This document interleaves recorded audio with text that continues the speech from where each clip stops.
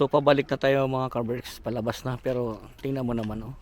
Ang ano lang, hindi ko lang natingnan pala dito sa ano na to is bawal pala or hindi naman bawal, I mean privately owned itong ano na to, itong bahay na to, itong mansion na to. So ang binayaran mo lang talaga ng tao dito is the garden.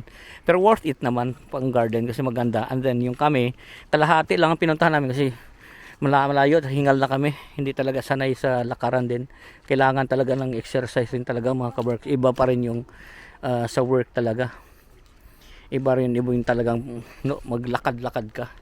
Tayo mo naman yan picture Aura 101 di ba? Ang ganda nga naman, di ba?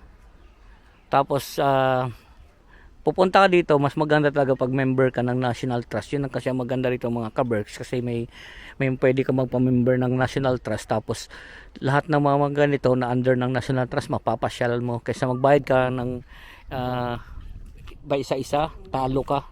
Kasi ito pa lang okay na, bawi na yung ano mo, yung binayad mo monthly. Tsaka tulong na rin sa kanila yan kasi sa dami ng mini-maintain nila dito. Yun nga, di ba? Yun ang binabayaran doon.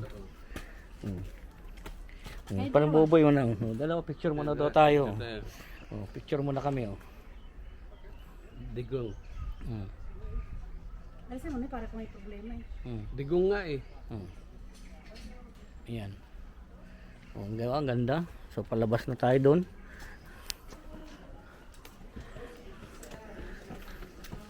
Ito ano yan?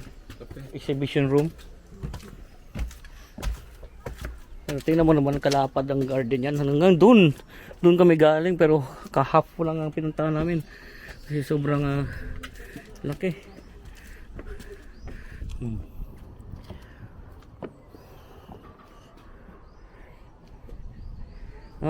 Close dito.